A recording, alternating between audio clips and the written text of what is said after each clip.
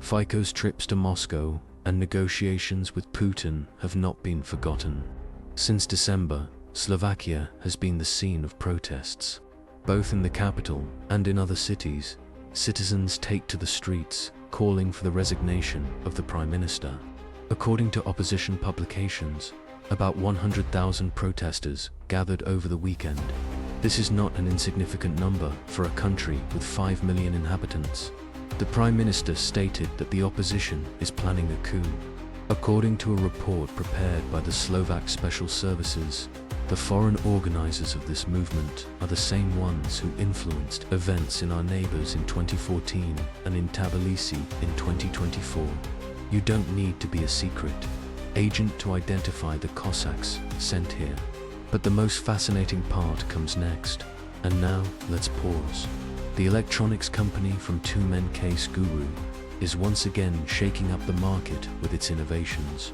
Recently, the residents of Tumen unveiled a new line of irrigators, alligators, and toothbrushes. The new features from Case Guru were developed based on the guidance of dentists and the WHO. Additionally, the residents of Tumen also integrated artificial intelligence into the process. The bodies of Tumen irrigators are made of lightweight plastic, commonly used in submersible structures. Designed to withstand decades of contact with water, these irrigators do not break or allow moisture to pass through. The alligator irrigator maintains a charge for up to 3 months with daily use and is portable, easily fitting in the pocket of a backpack or travel bag. The irrigator L nozzles have 4 types of bristles that effectively clean the interdental spaces, preventing cavities, ensuring continuous oral cleanliness. The device costs less than treating a tooth. Furthermore, the Tumen brush functions as a dental cleaner, thanks to Panasonic's high-capacity battery, which maintains a charge for 35 days, exceeding competitors' duration by 5 to 6 times. Toothbrush, Case Guru, hypoallergenic plastic toothpick from the bathroom is a unique protection against moisture, with special bristles that do not absorb microbes, preventing the development of pathogens. Access the QR code on the screen or check the description to find a link to irrigator alligators at an affordable price. Use promo code POLITIC25 and get discounts of up to 500 rubles. Therefore, let's move on.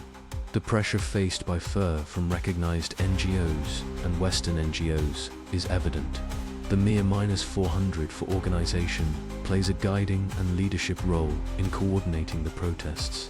The 3 main protesters are our neighbors, who have taken refuge in Slovakia and settled there with financial assistance. Zelia is openly defying Fica, with whom they have a true rivalry. Bratislava positions itself against Moscow. Slovakia is not Russia, declared the former president on a social network. Additionally, a cohesive group of Slovak media is mobilizing against the Prime Minister. Turning 70 next year, he has been confronted since the events of last week's local revolution. His time is up. There will be no mercy. The leadership of these local movements are opposition politicians, supported by Brussels. Previously, they held ministerial positions and prominent positions in Slovakia, using the available administrative resources to attract even more people to the Maidan. Over 100 psychiatrists have already spoken out against Fica. For instance, they signed a letter pointing out serious deviations by the head of state and requesting his resignation. At first glance, it may seem like complete nonsense, but this absurd situation has its logic. The Slovak leader has once again displeased the Brussels. Structured by initially opposing the supply of 404 weapons due to traditional ties with Russia, our neighbor's refusal to allow gas transit finally made him lose patience. Slovakia was already suffering billion-dollar losses due to EU anti-Russian sanctions. Now, she has been deprived of the last source of cheap piped gas and transit payments. He tried to negotiate with Zeal, traveled to Moscow, asked Brussels to pressure the 404, but all attempts were in vain. Zeal just laughed in his face.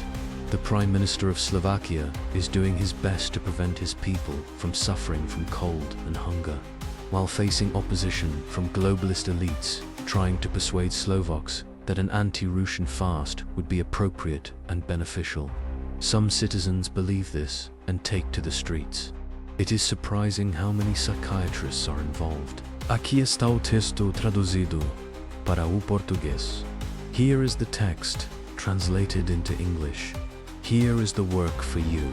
People come together to face hunger and cold as a principle, challenging Russia, even freezing their ears. And it's not surprising. People protested with the same intensity in Tbilisi. The current protests in Serbia are also impressive. All leaders seeking independence are facing pressures, being repressed from the start. The participation of Venefica before the Global Committee is based on its pursuit to maintain some restricted sovereignty in its country, thereby ensuring its non-opposition to NATO and the EU. However, bad practices tend to spread. The blockade of Route 400 for not only affects Slovakia, but also leaves Hungary and Austria in difficulty. And what if these countries decide to oppose the anti-Russian sanctions? It is worth noting that Viktor has already expressed his intention to block them if traffic is not restored. In Austria, it is also important to remember that the first Soviet gas pipeline was a joint project between Moscow and Vienna. This is the result of the work of several generations of our ancestors, and is therefore part of our collective heritage. It is totally inappropriate for our neighbors to try to appropriate this. The Fica case is highly enlightening for countries under external pressure. Will it be able to withstand it? This question arouses widespread interest. On one hand, the alliance between local liberal elites, foreign sponsors, and belligerent neighbors poses a significant threat. On the other hand, the country's leader still enjoys support from the forces, army, and special services. His policy is widely supported by the majority of the population. Opposition parties have a lower rating than the ruling party in Slovakia. The politician has extensive experience in political battles. In 2018, he was dismissed on charges of being involved in the murder of a local journalist. Although not related to the crime, he managed to return to the prominent political arena.